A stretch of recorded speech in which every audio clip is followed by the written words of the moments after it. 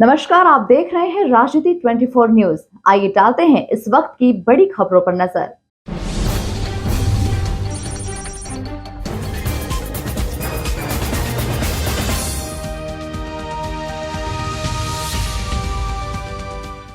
Indore crime branch और गांधीनगर थाना police ने संयुक्त कार्रवाई करते हुए गांधीनगर थाना क्षेत्र के एक मकान पर दबिश देकर मुंबई का सट्टा संचालित करने वाले 10 आरोपियों को गिरफ्तार कर लिया है।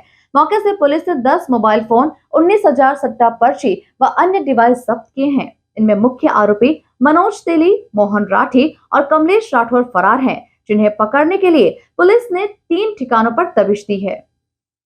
इंदौर क्राइम ब्रांच को काफी समय से सूचना मिल रही थी कि मुंबई से संचालित होने वाले सट्टा, कल्याण मधुर व अन्य बड़े पैमाने पर गांधीनगर थाना क्षेत्र में एक मकान में संचालित किया जा रहा है। सूचना पर पुलिस ने अपने मुखबिर तंत्रों को सक्रिय किया और उस मकान पर निगरानी रखने को कहा, जहां देखा गया कि कई लोग इस घर में आते हैं और कुछ टाइम रहते हैं और फिर चले जाते हैं। जिस पर पुलिस ने उस इलाके में मोबाइल नंबर की डिटेल निकाली तो पता चला कि उसमें कई फोन से मुंबई के नंबर्स पर कई बार बात होती है, जिस पर क्राइम ब्रांच और गांधीनगर थाना पुलिस ने संयुक्त कार्रवाई करते हुए उक्त मकान पर दबिश दी और वहां से 10 आरोपियों को गिरफ्तार किया, जो कि मुंबई का सट्टा इंदौर से संचालित कर रहे थे।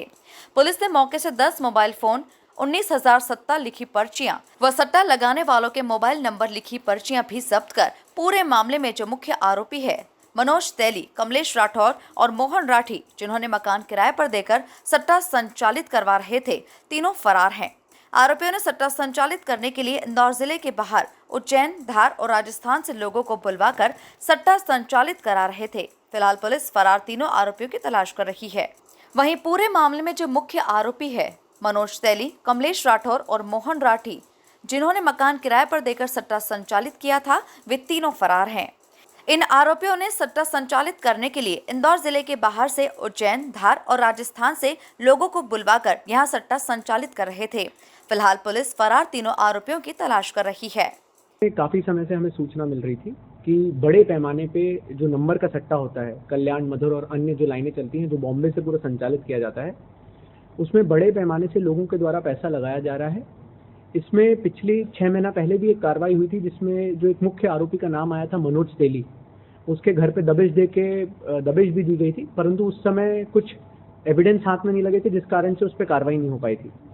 काफ़ी समय से क्राइम ब्रांच की मदद से थाना गांधीनगर में कुछ घरों में ऐसा सस्पिशियस मूवमेंट दिख रहा था, जहां पर दिखता था कि गाड़ियां आती हैं, कुछ समय रुकती हैं, फिर चली जाती हैं। कई बार देखा गया है कि पेपर्स के बंडल आ रहे हैं, जा रहे हैं, बोरियों में कुछ सामान आ रहा है। तो पिछले 1 सप्ताह से उस पर सतत निगाह रखी जा रही थी कि क्या चल रहा है। पहले यह शंका हुई कि हो सकता है ड्रग्स का कोई मामला हो, इसलिए उसको ध्यान रखा जा रहा था। पर फिर जब धीरे धीरे पता चलने लगा कि जब वहाँ से हमने PSTN डेटा उठाया तो उसमें जो नंबर आना शुरू हुए, उसमें बॉम्बे के बहुत सारे नंबर दिखना शुरू हुए।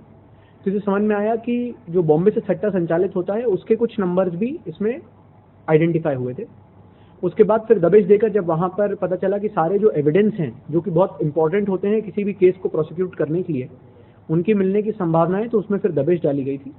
इसमें कल दबिश डालने पर जो सामग्री मिली है वो काफ़ी ज़्यादा मिली है। करीबन 30 से ज़्यादा मोबाइल फ़ोन्स और जो इलेक्ट्रॉनिक डेटा होता है वो मिला है।